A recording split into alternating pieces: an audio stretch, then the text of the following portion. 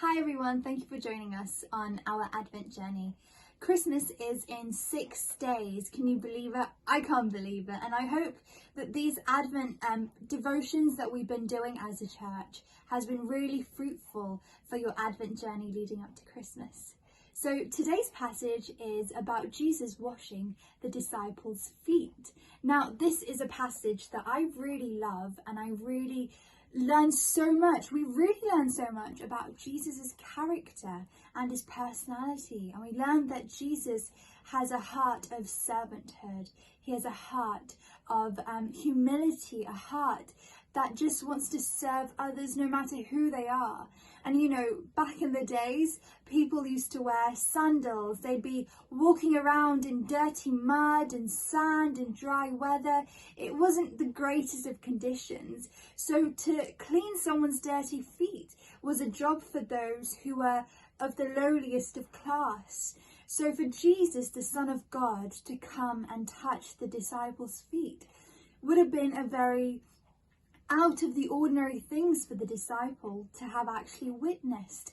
And you know, we read Peter saying, "Lord, why are you touching my feet? This isn't a job for you." But Jesus says, "Unless I wash your feet, you have no part of me." And that changes Peter's whole perspective of the whole thing. And he says, "Lord, wash my hands, wash my head, wash every part of me, Lord."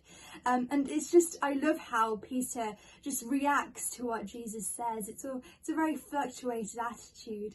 And, you know, we can learn so much from this passage, learn how and why Jesus does what he does. And Jesus does this to show us that actually there is so much more to life.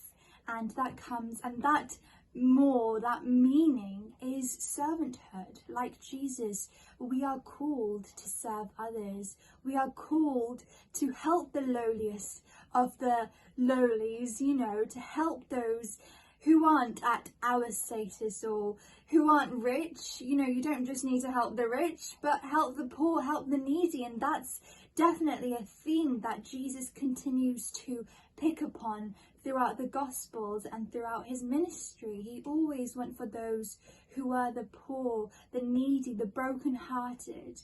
And this act of washing the feet is going, you know, coming to the lowest level of serving and getting down on your knees and touching the feet, something that no one else wants to do. And Jesus, the Son of God, does that. And that's a huge thing for us Christians. And that's a huge thing for us to take upon ourselves and, you know, do to others. And I've watched a couple of wedding videos of, you know, a lot of people, a lot of brides and grooms who've actually washed each other's feet as a sign of their first act of servanthood, first act of service for the bride or the groom, for as a husband and wife. The whole idea of, you know, I will do even that to show you how much I love you. And, you know, that's what we see in this passage. God's love, Jesus' love for his disciples through this act of washing feet. And we also learned that Jesus says, actually, this is a symbol of being clean. The fact that me washing your feet is saying that I'm the one who's going to wash you clean through dying on the cross. That my light is going to shine in you, that I will give you life and I will clean you from your sins. And, you know, it's saying that even the grubbiest, even the really dirty parts of you, I will wash that away.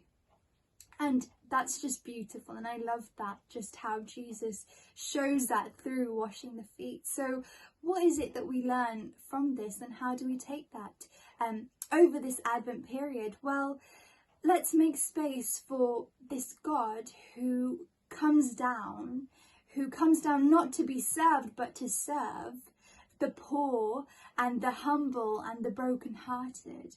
Let's make space for this God, the King of Kings, the Lord of Lords, the Son of God, who, you know, who is the Son of God, who's created this whole universe to come down and to do this, to get on a human level, to understand humanity. Let's make space for that God. Let's make space for Jesus and welcome him into our hearts. And with humility and servanthood, let us also serve our family and friends like Jesus did.